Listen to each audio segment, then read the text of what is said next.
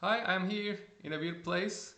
Also, literally, uh, such uh, weird times to be alive. Not many people lived through such times, uh, realizing that we are causing mass extinction. And, this is very new, I think, until maybe like 50 years, maximum 100 years ago people wouldn't consider such things. They wouldn't be aware. So imagine the history of the whole earth as as far as we know, and just during those 50 like few centuries maximum, that some conscious organisms came and said, okay, I'm causing a mass extinction, I'm just destroying everything, and keep doing it basically. But self-awareness level is quite high, while also quite low, because you know we lack self-control basically. um, so the one comment I had under my documentary The Connections 2021, and I really like it because I wanted to address this issue that many, some vegans were saying we should get rid of predators. Predators are bad, uh, or they're like antinatalists saying all life is bad, all is suffering, just live with happiness here and there. And I was arguing that you are, if you are depressed, you are just observing from a human perspective, that you feel most of your life is suffering because you are basically going through a mass extinction and a disruption, an era of disconnections, as I explained in my documentary, due to the technological civilization, uh, you know, uh, tearing apart connections, tearing us apart from each other and nature, and that's why you might feel that way. But I also argued that life in general is a positive thing. So you are building, you are connecting, so you are connecting more than destroying, uh, at least in normal times, in harmonious times, in not in times of mass extinctions. Then uh, you might have net uh, negative outcome. But so those times, like trial and error, also those times might be necessary for, I don't like, not necessary, but it's things are the way they are. That's how evolution works, right? Sometimes it just comes out with big mistakes while trying to figure things out. So let's read this comment. I have had, so my documentary was saying, life is harmonious, nature is harmonious, we shouldn't be disrupting that. Uh, and the response was, I have a hard time calling animals killing and eating each other in harmony. Yes, it is natural and keeps things in balance, but it is also horrific and causes much suffering. It is a horrible reality about the world that we have to accept. Harmony implies that everyone is getting along peacefully. Yes, I wished that this process of evolution was in a way perfect and just having positive outcomes without any negativity.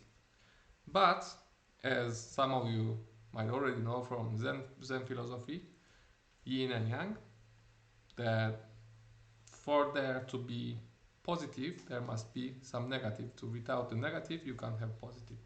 And when I was younger, I was saying, "No, this is stupid. Like, you can have happiness some people are, depressed, and we can't just say, oh, this is the way it is. It is good that this person is depressed, because then uh, there will be happiness existing, something like it didn't make sense. But then I have realized that it makes sense, with various degrees of, let's say, depression must exist when something goes wrong.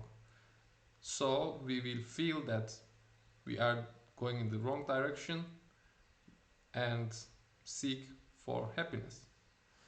So without depression, you wouldn't see the direction towards happiness. You wouldn't know which direction it is, right?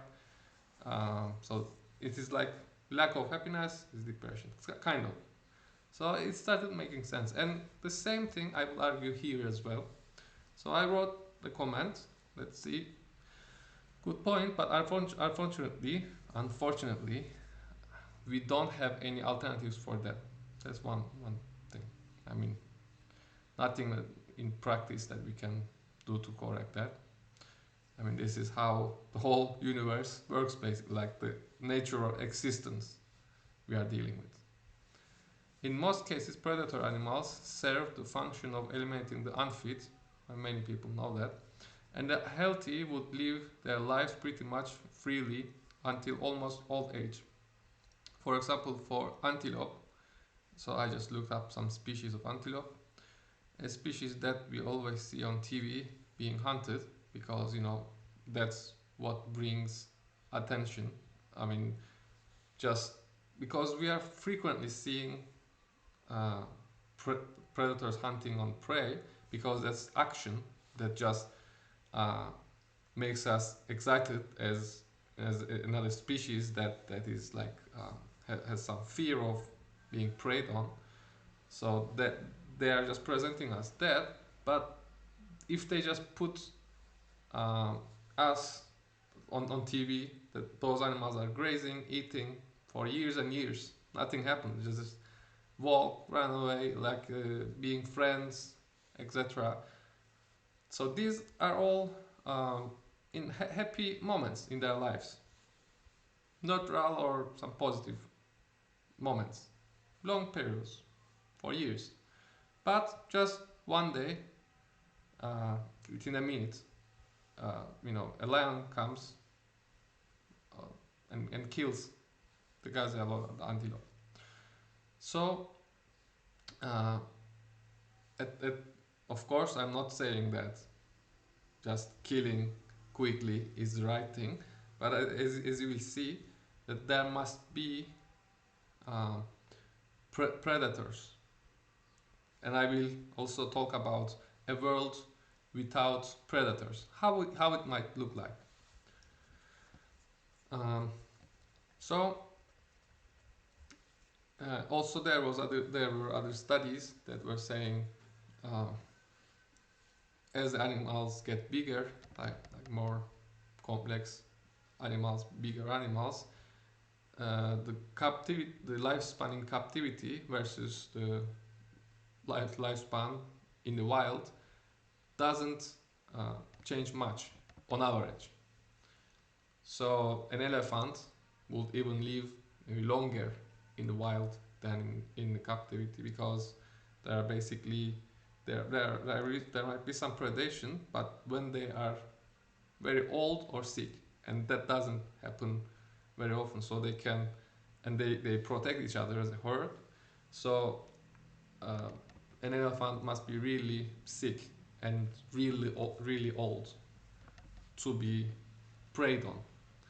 And that is also similar for antelopes or big animals. Uh, Although they are preyed on, so there were a few years of difference for this antelope. Um, so there were like different sources. So I was confused which one to pick, but I think there was like one was living, let's say, 10, and the other, like in the wild, the average lifespan was 10 years, and in captivity they were living 12 years, let's say.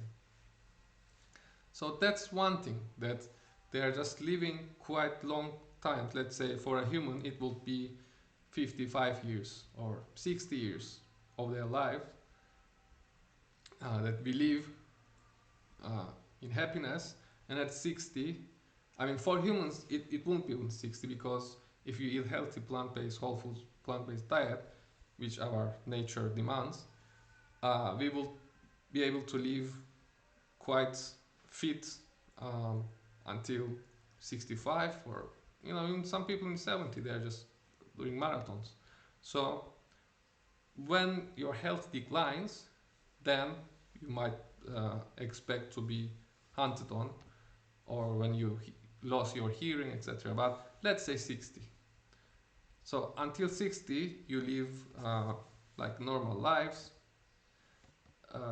happily with your family, etc., and then got killed. But antinatalists will focus on that point, that you are getting killed at 60 years old.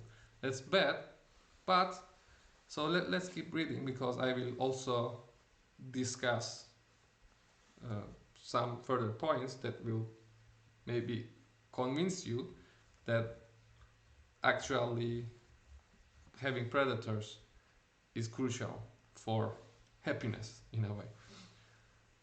That some, evolution, the world works in weird ways. So all predators control the behavior, also the predators control the behavior and also prevent overpopulation, hence collapse of the populations. We can imagine a world without predators, where fitness is established by other means. That is also possible. But as long as prey exists, then predators will evolve and fill the niche. So statistically, it's an impossibility to wish that there won't be any predators. So it is inevitable and also beneficial, as we will see. All we can say is that nature is as close as we can get to harmony, and we don't have any means to make it any better, but we have all the means to make it worse by our technology. So when you destroy something, you just take away the potential for it to be happy, and but I just defined consciousness before as a formation of connections, and probably when those connections are torn apart, they are not in harmony anymore. These systems are not in harmony, and this might cause suffering. So that was my perception of consciousness. Happiness and suffering is more complex, but like I was saying, maybe if you form connections and fit together in an expected way, in a harmonious way, you feel happy, and if the reverse happens, you suffer. So keeping that in mind also, let's read further. At this point, some might say that we must get rid of all life because it is not perfect and many animals suffer in the wild. While it is true that many animals suffer, much more animals, for a longer period of time, enjoy life and being alive. They have been evolved to cope with the circumstances that they are in. We can also wish a world where death didn't exist and no one lost their loved ones. But as we know, where there is life, there must be death, as one cannot be born if the other doesn't die. I mean, we have limited resources here. The same can be said about suffering too. If suffering didn't exist at all, then happiness wouldn't exist also, because what creates happiness is moving away from suffering, as I just mentioned. So the concept of suffering and death enables happiness and life, pushes it in the right direction in a way. One great example is that when we see animals playing and running around in the fields happily, that play behavior is actually a response to being preyed on.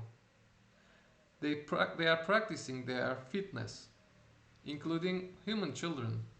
When we play, when we try to become creative, etc., we are trying to survive, not to die, right? Not to suffer. So we are just practicing our. So this happiness is kind of rooted in in death and suffering, basically. So animals, so death, death and suffering happened and directed us in the right direction towards happiness. So animals embraced their ways of survival and turned it into a play. That's until a real predator starts chasing them. Until, you know, let's for us, let's say for 60 years of our lives, we can play around until you know, we fail to play the game correctly because due to many reasons, maybe you get sick. That's another one way of failing the game of life, or you get old. Uh, Again, you just game over for individually for you, for your, you know, ego, whatever. Um, I might even argue that a world. So from now on, the things get more interesting because I was starting to imagine, because we are just discussing, we are complaining about the predators. So we need to imagine a world without predators and figure out what it might look like. So let's do that. Um, I might even argue that a world without predators will turn into plant-like organisms because there is no reason for them to spend so much energy to move so fast and think too much and think too fast. Basically, they are living with plants, they are dealing with plants, they might compete with each other, but I would argue that their speed, or speed which also necessitates modeling all the world, 3D modeling, you know, timing, etc., faster and faster connections with neurons, because you need to model. If you need to move fast to get away from something, which is predators, then you need faster thinking mechanisms, not chemical, but then neurological, and develop brains, etc., have higher consciousness than plants, etc., much higher, maybe exponentially higher, and because it is much faster, as I said, that you just when there is no predators and no need to move that fast, that is just inefficiency. Like like it is inefficient to build all these systems which consume so much energy. You know, you will run around for what, right? The rate of movement, rate of your movement will be limited by your uh, digestion rate. So instead of the prey pushing our neurological development, sorry, the predators pushing our neurological development, hence consciousness, uh, higher consciousness, let's say, then our digestion rates will dictate that, and that will be very slow, like those lazy animals, like sloths on the trees, or like snails, like moving very slowly because what would you do if you move fast? I mean, you are eating, and then you, if you move very fast to another place, you need to wait to digest your food before eating again. So it wouldn't make sense to move around and spend energy, because those who spend less energy would be in advantage, right? Because you are not killing them, because in this world, in our hypothetical world, predators don't exist. So the only competition is who eats the most food, and then your speed would be speed, hence cognitive abilities will be limited by your digestion rate, and that will become like a chemical, biological reaction, right? So much slower than neurological. So the animals will turn into plant-like things. There will be almost no reason for brains and higher consciousnesses, right? So this leads to the uh, if if we want predators disappearing, we will also turn ourselves into basically plants. Um, as At least that's my take on it, but really good comment. I feel you. I mean, I feel you because I wished that we didn't have such a world in a way that yin and yang didn't exist. We could just all have like I wish that evolution worked in a way that like the universe basically just had one concept of just happiness and without um, suffering or death or but that's how the universe. So what we are asking is basically all those people who are just saying some of them are just these animal rights activists. Some of them I think they're just trying to gain more views because even they must know like it's basic uh, ecology that you need predators for for an ecosystem to be healthy, um, and at least in our world. And as I said, predators exist because it's an inevitability, and if they didn't exist, we wouldn't have higher consciousnesses. And if we yeah, okay, so leave it there, and let's not make this video too long. But I hope you have realized that um, it is really harmony, given the yin and yang principle of the universe. Basically, it's the principle of universe. Right, left couldn't exist without right. Right couldn't exist without left. We define left because there is right. So if there were not, if there was, if they were not duality, if this duality didn't exist, we wouldn't be able to define them because we wouldn't see any difference. We wouldn't be able to experience them, right? But we can experience the dualities. Yes. So yeah, and I'm not saying so. Like it, and the nature reaches to a balance, and which I call harmony, that just maximizes this happiness. Let's say um, predators don't suddenly just eat all the population and just collapse in like in natural harmonious balance. Um, so it just kind of optimizes in a way the push, the push towards the right direction is kind of optimized.